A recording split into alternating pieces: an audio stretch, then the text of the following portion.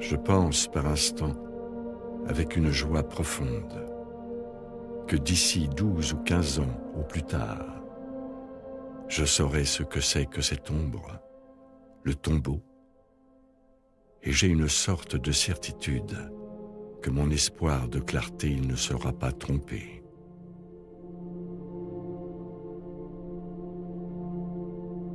Ce matin, j'ai commencé la mise en ordre de mes manuscrits. La vie est une page obscurément pliée. Il est des voix, il est des pas, il est des ondes. Tout se mêle, clameur, rumeur, vague profonde.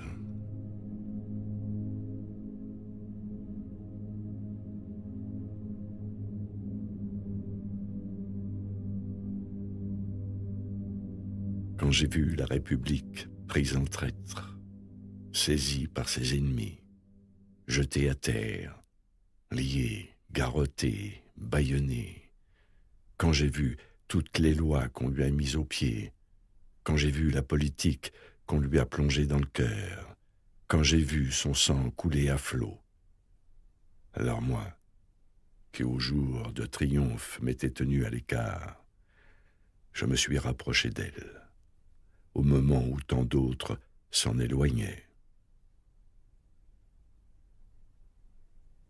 Racontons ce que n'avait pas encore vu l'histoire. L'assassinat d'un peuple par un homme.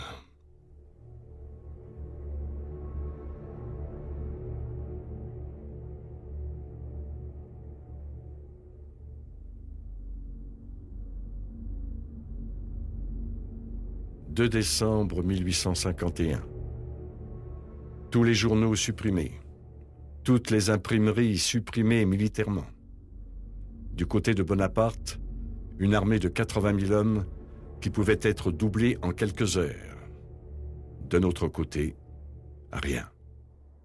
Le peuple trompé et le peuple désarmé. Toutes les murailles couvertes de leurs affiches.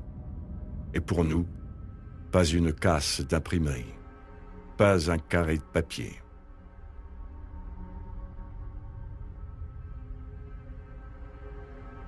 Had, libraire boulevard Poissonnière, numéro 17, est sur sa porte. On le tue. Au même moment, car le meurtre est vaste. Fort loin de là, rue de l'Ancry, le propriétaire de la maison numéro 5, Monsieur Thirion de Montauban, est sur sa porte. On le tue. Rue Ticton, un enfant de 7 ans, nommé Boursier passe. On le tue. Je vais rue Pagevin. Il y a là, à l'angle de la place des Victoires, une barricade très bien faite. Dans la barricade d'à côté, rue Jean-Jacques Rousseau, la troupe ce matin n'a pas fait de prisonniers. Les soldats ont tout tué. Il y a des cadavres jusque sur la place des Victoires.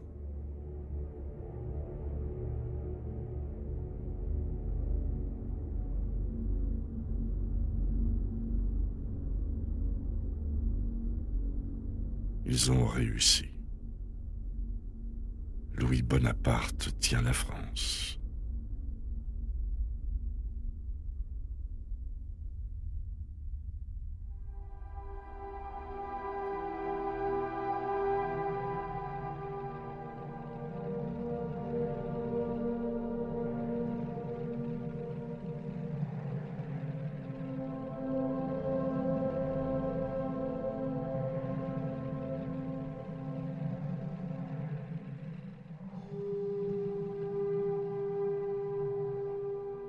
Bruxelles, 12 janvier 1852. Me voici banni. J'ai été exilé de France pour avoir combattu le guet-apens de décembre et m'être colté avec la trahison. Je suis exilé de Belgique pour avoir fait Napoléon le Petit.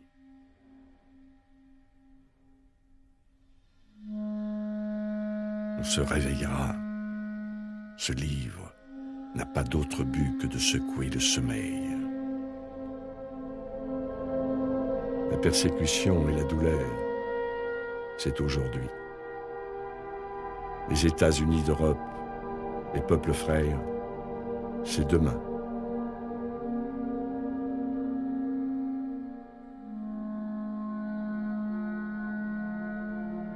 Jersey, 1852. Le 2 décembre est un crime couvert de nuit. Un cercueil fermé et muet, des fentes duquel sortent des ruisseaux de sang. Nous allons ouvrir ce cercueil. Monsieur Bonaparte a eu pour lui messieurs les cardinaux, messieurs les évêques, messieurs les chanoines, messieurs les curés, messieurs les vicaires, messieurs les archidiacres, diacres et sous-diacres, messieurs les prébendiers, messieurs les marguilliers, messieurs les sacristains, messieurs les bedeaux, messieurs les Suisses de paroisse, et les hommes religieux, comme on dit. Oui, nous ne faisons nulle difficulté d'en convenir. Monsieur Bonaparte a eu pour lui tous ces évêques, qui se signent en Veuillot et en Montalembert, et tous ces hommes religieux, race précieuse, ancienne, mais fort accrue et recrutée depuis les terreurs propriétaires de 1848, lesquels prient en ces termes. Ô mon Dieu, faites hausser les actions de Lyon. Doux Seigneur Jésus, faites-moi gagner 25% sur mon ample certificat Rothschild. Saints apôtres, vendez mes vins. Bienheureux martyrs, doublez mes loyers. Sainte Marie, Mère de Dieu, Vierge Immaculée, étoile de la mer, jardin fermé, Hortus conclusus, daignez jeter un œil favorable sur mon petit commerce situé au coin de la rue Tirchap et de la rue Quincampoix. Tour d'ivoire, faites que la boutique d'en face aille mal.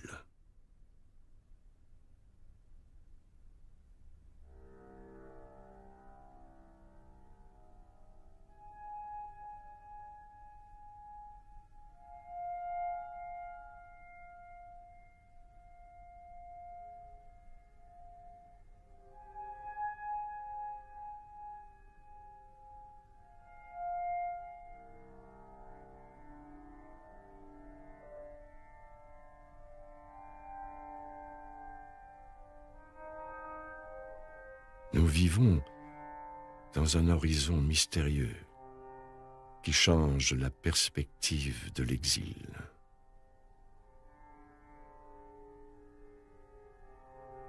Toutes les manifestations de l'esprit éveillent mon attention. Je les étudie et j'en tiens compte. Je ne suis pas le moins du monde ce qu'on appelle un spirit, mais je pense qu'il y a des questions au-delà de l'homme.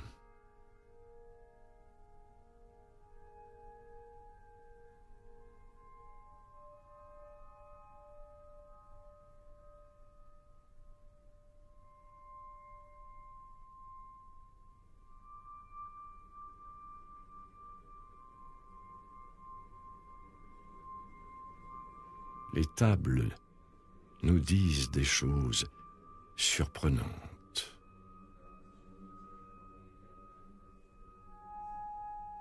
Rien n'est vide, rien n'est muet, rien n'est blanc. L'infini n'a pas de marge. Il est écrit de tous les côtés. L'ombre emplit la maison de ses souffles funèbres. Il est nuit, tout se tait. Les formes des ténèbres vont et viennent autour des endormis gisants. Pendant que je deviens une chose, je sens les choses près de moi qui deviennent des êtres. Mon mur est une face et voix. Mes deux fenêtres, blêmes sur le ciel gris, me regardent dormir.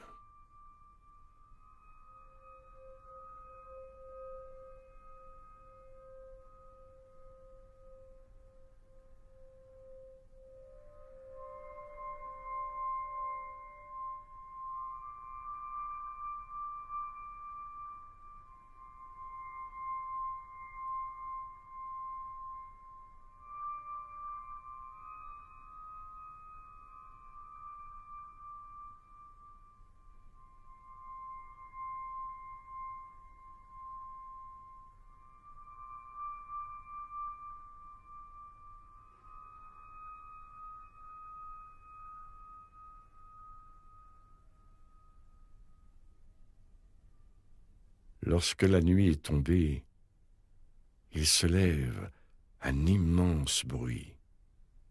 C'est la prière des gueules, des becs, des nageoires, des prisons, des cachots, des oubliettes, des paupières qui pleurent toujours et qu'on n'essuie jamais.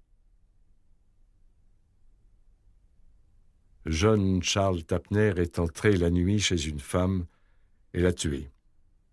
Tapner est condamné à mort.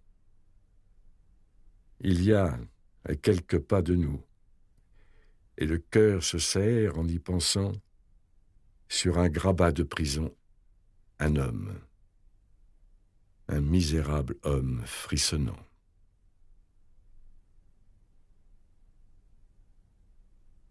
Échafaud, qu'est-ce que vous nous voulez? Ô machine monstrueuse de la mort, hideuse charpente du néant, apparition du passé, toi qui tiens à deux bras ton couperet triangulaire, toi qui secoues un squelette au bout d'une corde, de quel droit reparaissez-vous en plein soleil, en plein 19e siècle, en pleine vie? Vous êtes les choses de la nuit. Rentrez dans la nuit. Est-ce que les ténèbres offrent leur service à la lumière?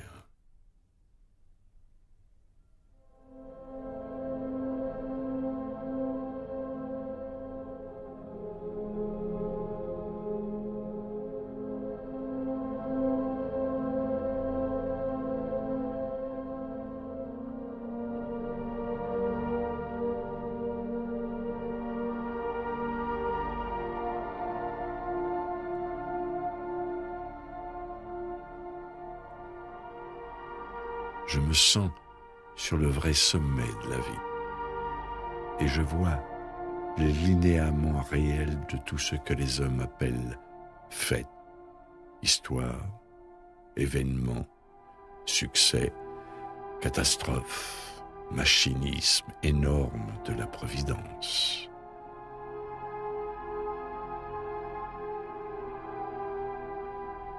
Il y a toujours sur ma strophe ou sur ma page un peu de l'ombre du nuage et de la salive de la mer. Ma pensée flotte et va et vient, comme dénouée par toute cette gigantesque agitation de l'infini.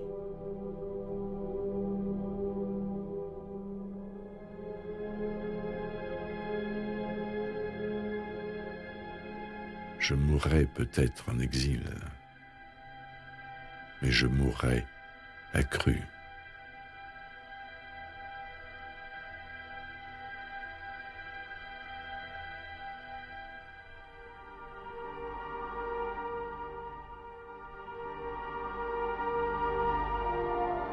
Le gouvernement anglais ayant subi la même pression que le gouvernement belge, j'ai dû quitter Jersey. Je suis aujourd'hui à Guernesey. Je vis ici solitaire, avec ma femme, ma fille et mes 2 fils, Charles et François. Quelques proscrits sont venus me rejoindre et nous faisons une famille. Je fais à peu près bâtir une maison sur le sable mouvant de l'exil. Je suis dans la maçonnerie, dans la charpente, dans la bâtisse.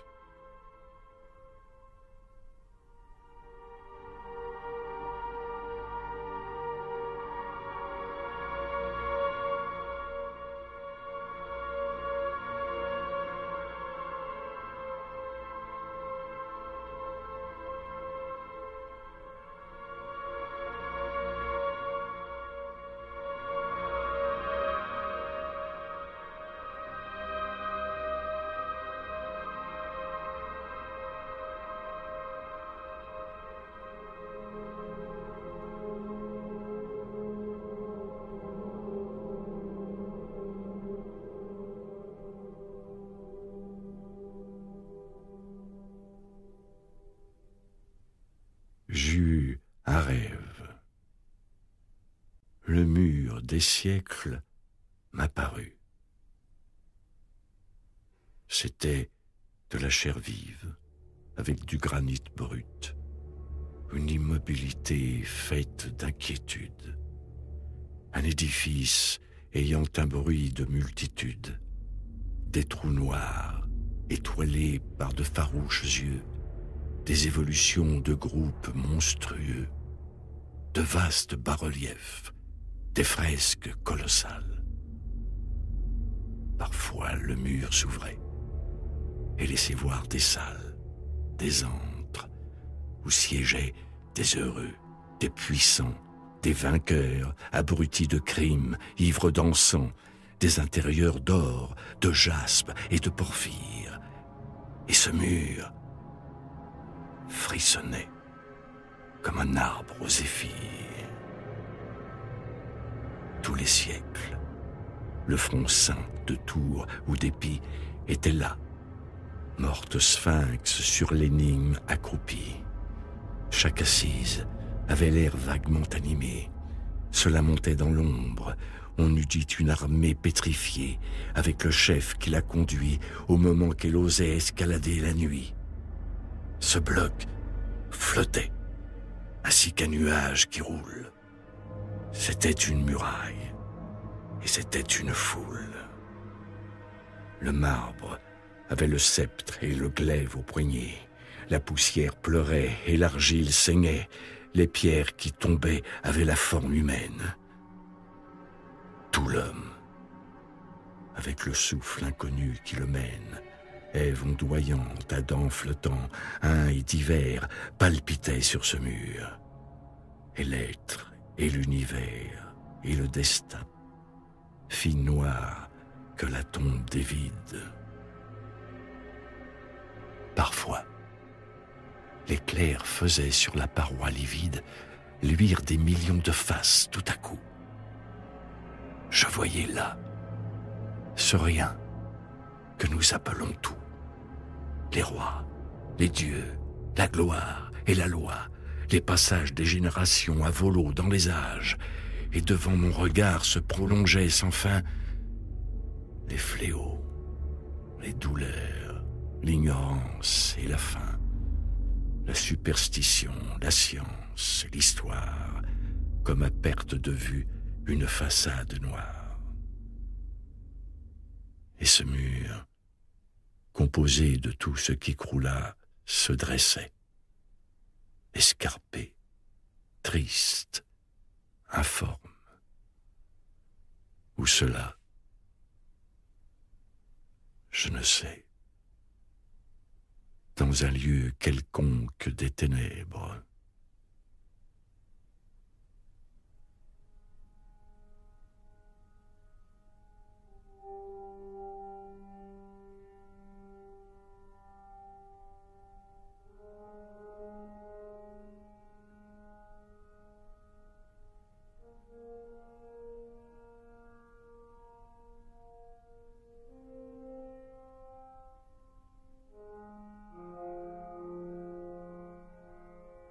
Quelle que soit la masse, quel que soit le bloc, toute combinaison de cendres, et la matière n'est pas autre chose, fait retour à la cendre.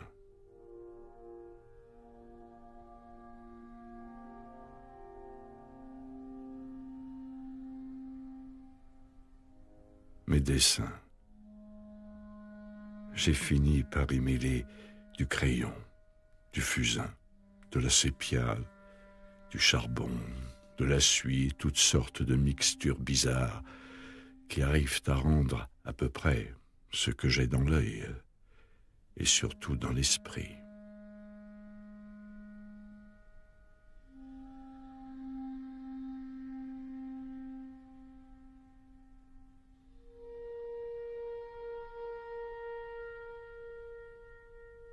La rencontre ne suffit pas. Il faut la préméditation. Aucune faculté de l'esprit ne s'enfonce et ne creuse plus que l'imagination.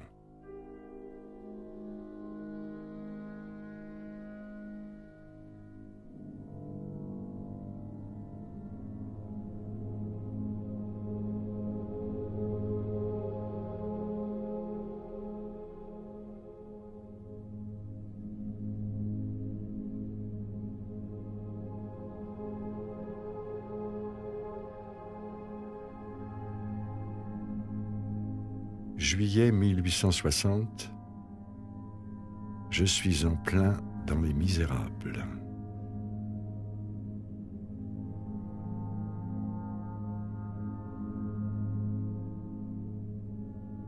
Mes insomnies continuent.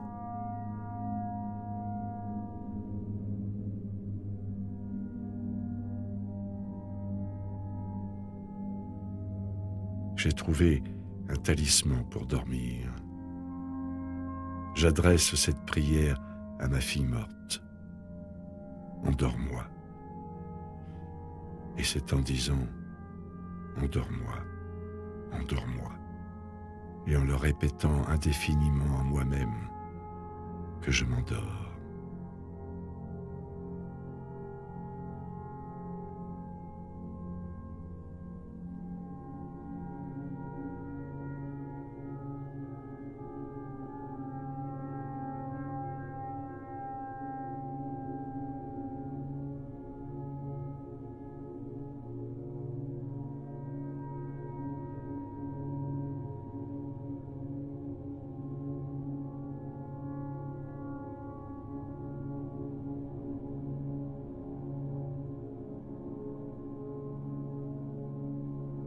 Voyage en Belgique.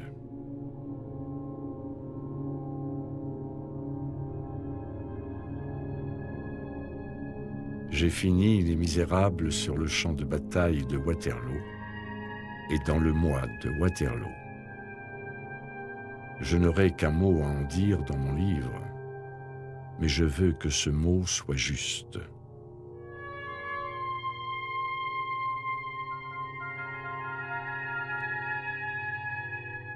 Dans ma pensée, Les Misérables ne sont autre chose qu'un livre ayant la fraternité pour base et le progrès pour cime. Le dénouement sort de la barricade. Ce tableau d'histoire agrandit l'horizon et fait partie intégrale du drame. Il est comme le cœur du sujet.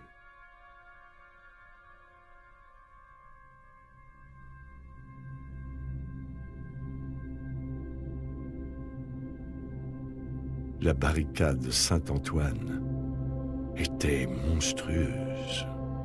C'était la collaboration du pavé, du moellon, de la poutre, de la barre de fer, du chiffon, du carreau défoncé, de la chaise dépaillée, du trognon de chou, de la loque, de la guenille, de la malédiction. Cette porte, cette grille, cet auvent, ce chambranle, ce réchaud brisé, cette marmite fêlée, donnez tout, jetez tout, pousser, rouler, piocher, démanteler, bouleverser, écrouler tout. Si l'océan faisait des digues, c'est ainsi qu'il les bâtirait. La furie du flot était empreinte sur cet encombrement difforme. Quel flot! La foule. On croyait voir du vacarme pétrifié. On croyait entendre bourdonner au-dessus de cette barricade, comme si elles eussent été là, sur leur ruche, les énormes abeilles ténébreuses du progrès violent. On eût dit que c'était le haillon d'un peuple, haillon de bois, de fer, de bronze, de pierre, et que le faubourg Saint-Antoine l'avait poussé là, à sa porte, d'un colossal coup de balai, faisant de sa misère sa barricade. Des blocs pareils à des billots, des chaînes disloquées, des charpentes à tasseaux ayant forme de potence, des roues horizontales sortant des décombres, amalgamaient à cet édifice de l'anarchie la sombre figure des vieux supplices soufferts par le peuple. Une majesté étrange se dégageait de cette Titanic ôtée de gravats. C'était un tas d'ordures, et c'était le Sinaï.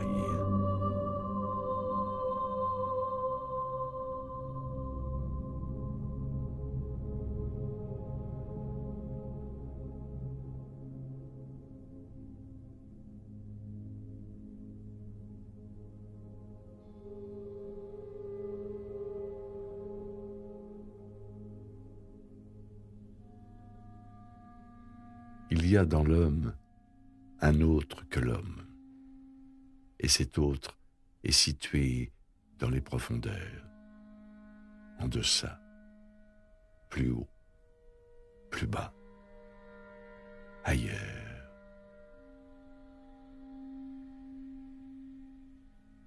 Ce fantôme pompeux, non, ce n'est pas moi, non, non.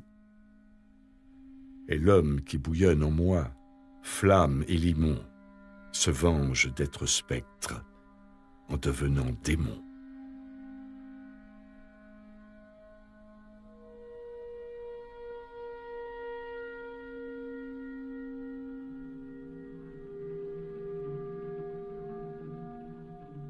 À parler absolument, notre visage est un masque. Le vrai homme, c'est l'homme qui est sous l'homme. Si l'on apercevait cet homme-là, tapi ou abrité derrière cette illusion qu'on nomme la chair, on aurait plus d'une surprise.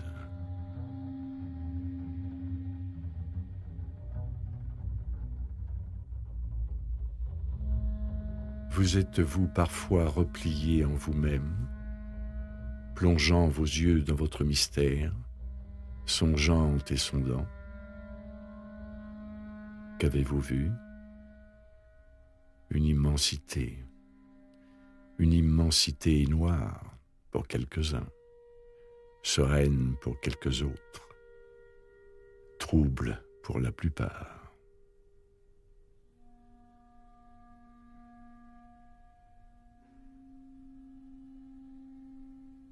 Quel Dieu je crois, quelle femme j'aime.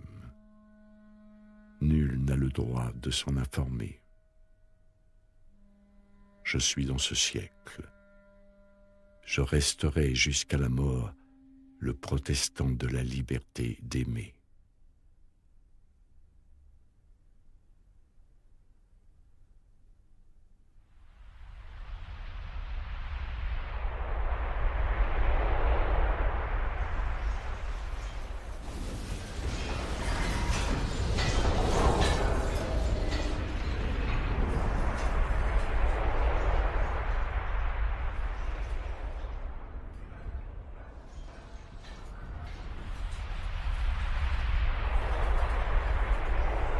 Seigneur, Seigneur, qu'est-ce que le marteau fait à cette heure sur l'enclume? Qu'est-ce que ce tremblement perpétuel fait? À quoi est occupé ce tumulte?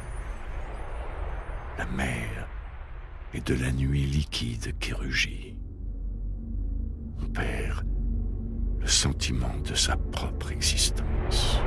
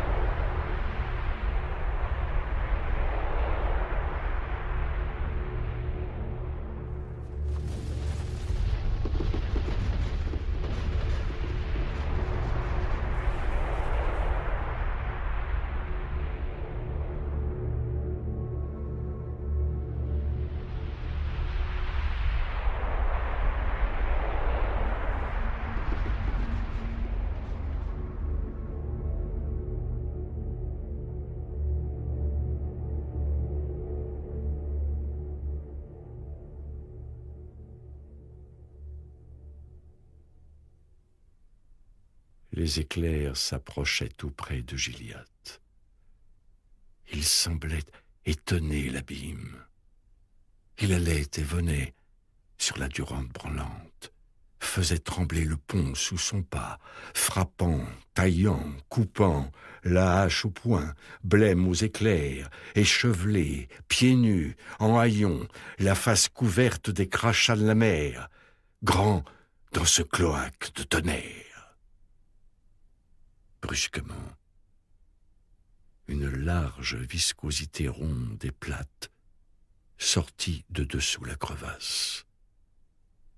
C'était le centre. Les 5 lanières s'y rattachaient comme les rayons à un moyeu. On distinguait au côté opposé de ce disque immonde le commencement de 3 autres tentacules restés sous l'enfoncement du rocher. Au milieu de cette viscosité, il y avait 2 yeux qui regardaient. Ces yeux voyaient Gilliatt. Gilliatt reconnut la pieuvre.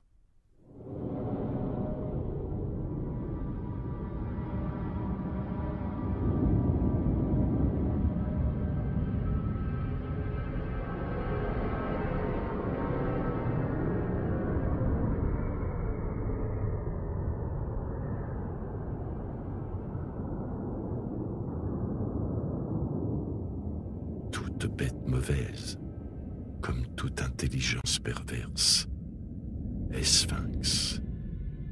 Sphinx proposant l'énigme terrible, l'énigme du mal.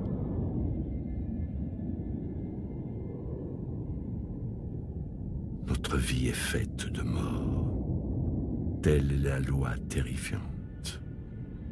Nous sommes sépulcres. Dans notre monde crépusculaire, cette fatalité de l'ordre produit des monstres. Mais alors, pourquoi pas un autre ordre? La question renaît. Vivons, soit. Mais tâchons que la mort soit progrès. Aspirons au monde moins ténébreux.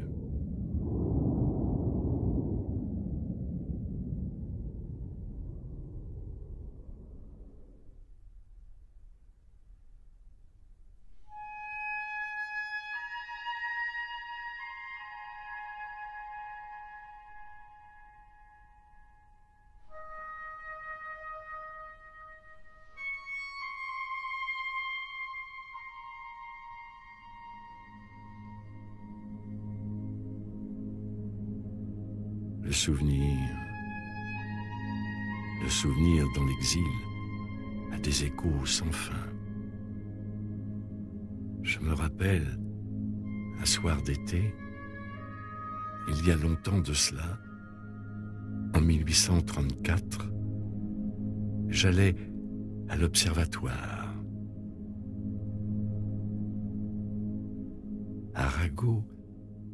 Arago disposa la lunette et me dit « Regardez ». Je regardais.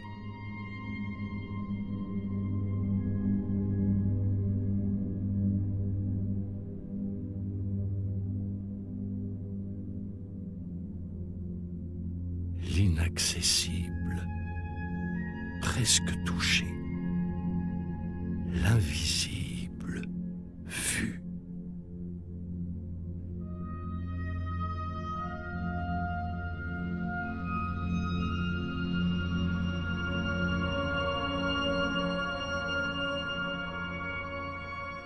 Tout à coup, j'eus un soubresaut, un éclair flamboya. Ce fut merveilleux et formidable. Je fermai les yeux d'éblouissement. Je venais de voir le soleil se lever sur la lune.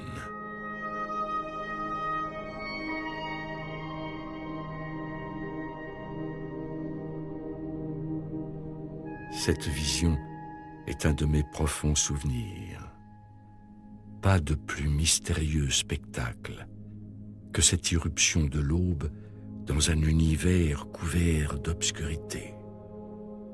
C'est le droit à la vie, s'affirmant dans des proportions sublimes. C'est le réveil démesuré. Il semble qu'on assiste au paiement d'une dette de l'infini. C'est la prise de possession de la lumière.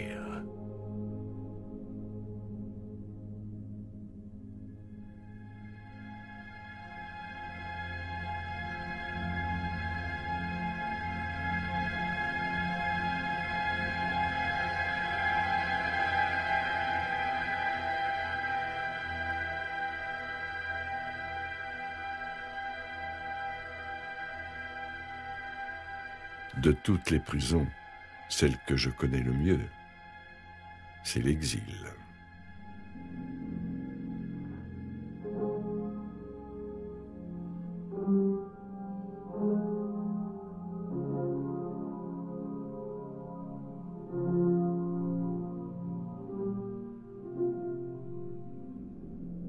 « 9 août 1870. Les journaux arrivent. La guerre tourne à la catastrophe. Nouvelle foudroyante. 3 grandes batailles perdues coup sur coup. 3 septembre. Hier, après la bataille décisive perdue, Louis Bonaparte, fait prisonnier dans Sedan, a rendu son épée au roi de Prusse.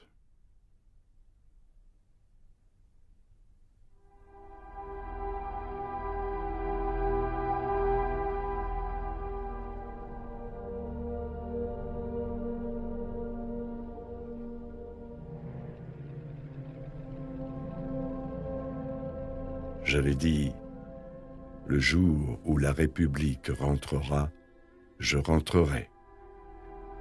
Me voici.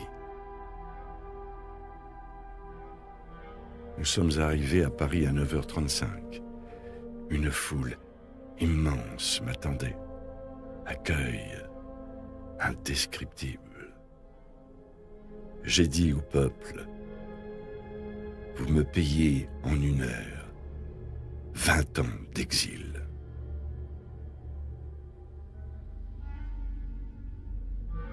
« 5 novembre.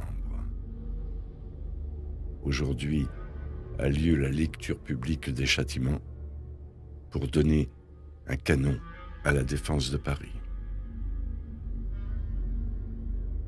30 décembre. Ce n'est peut-être même plus du cheval que nous mangeons, c'est peut-être du chien, c'est peut-être du rat.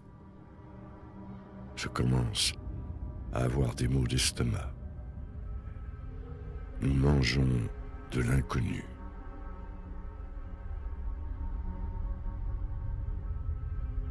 « 15 janvier. Bombardement furieux en ce moment.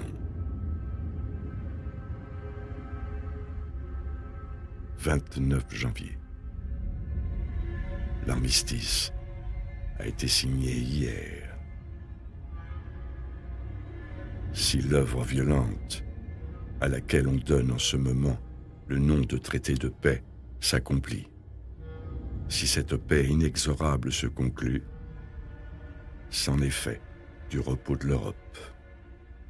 L'immense insomnie du monde va commencer. Il y aura désormais en Europe 2 nations qui seront redoutables. L'une parce qu'elle sera victorieuse, l'autre parce qu'elle sera vaincue.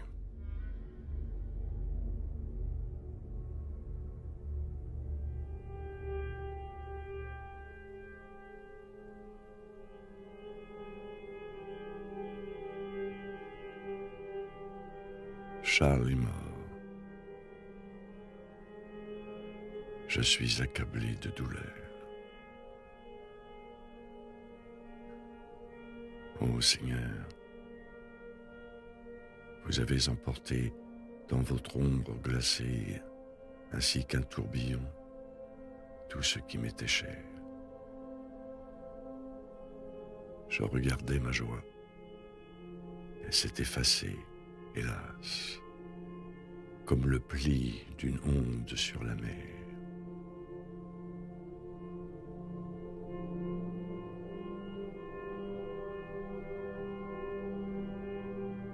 Nous comptons partir demain soir pour Bruxelles.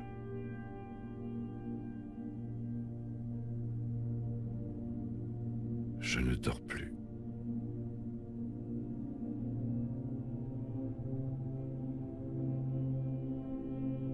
Ce matin, j'ai fait contre la guerre civile les vers intitulés « Un cri ». Je les envoie à Paris.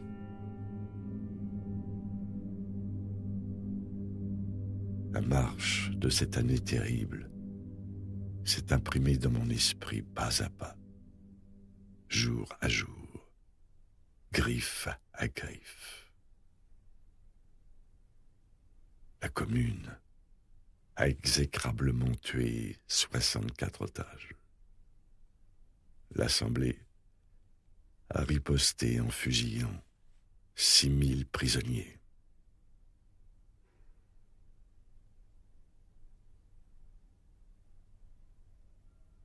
L'amnistie tout de suite. L'amnistie avant tout. Amnistie est pour moi le plus beau mot de la langue humaine.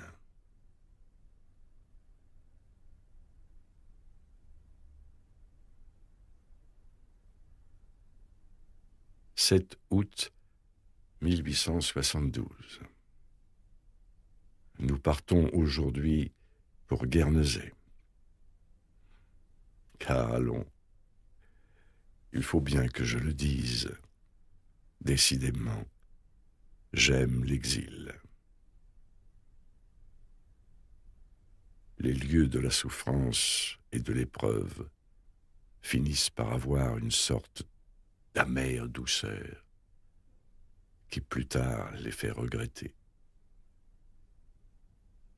Ils ont une hospitalité sévère qui plaît à la conscience.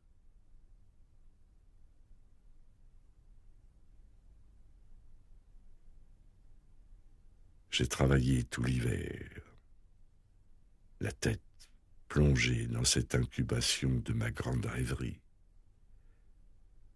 Dieu me donnera-t-il vie et force pour mener la fin de cette immensité que mes ennemis appelleront énormité? Je suis un peu vieux pour mettre en mouvement ces montagnes. Et quelles montagnes! la montagne même. 93.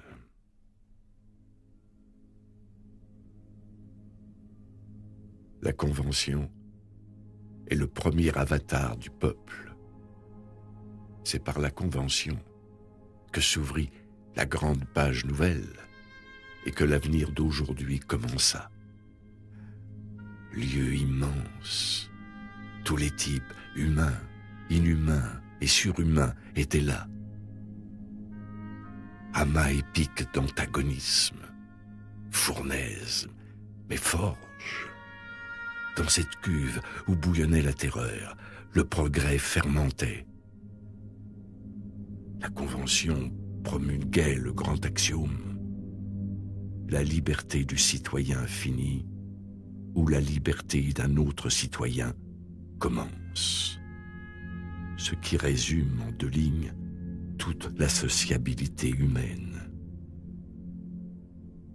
Elle flétrissait la traite des Noirs, elle abolissait l'esclavage, elle proclamait la solidarité civique, elle décrétait l'éducation gratuite. En même temps que nationale, elle était cosmopolite. Des 11 210 décrets qui sont sortis de la Convention, 1/3 a un but politique, les 2/3 ont un but humain.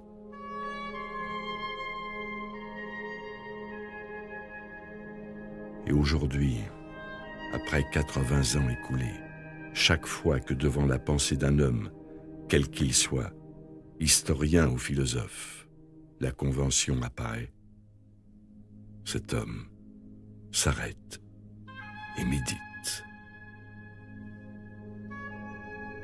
Impossible de ne pas être attentif à ce grand passage d'ombre.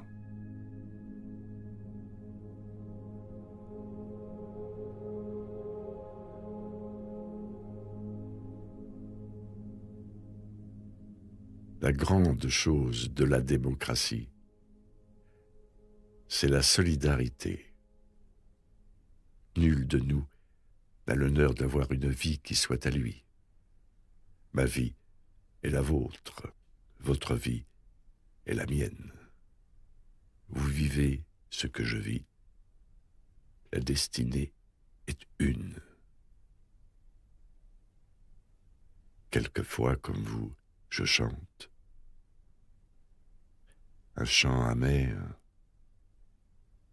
Je suis un guide échoué, qui ne s'est pas trompé, mais qui a sombré, à qui la boussole donne raison, et à qui l'ouragan donne tort, qui a en lui la quantité de certitude que produit la catastrophe traversée, et qui a le droit de parler au pilote, avec l'autorité du naufragé. Combattons, recommençons, persévérons, avec cette pensée que la haute mer se prolonge au-delà de la vue humaine, que même hors de la vie, l'immense navigation continue, et qu'un jour, nous constaterons la ressemblance de l'océan où sont les vagues, et de la tombe où sont les âmes.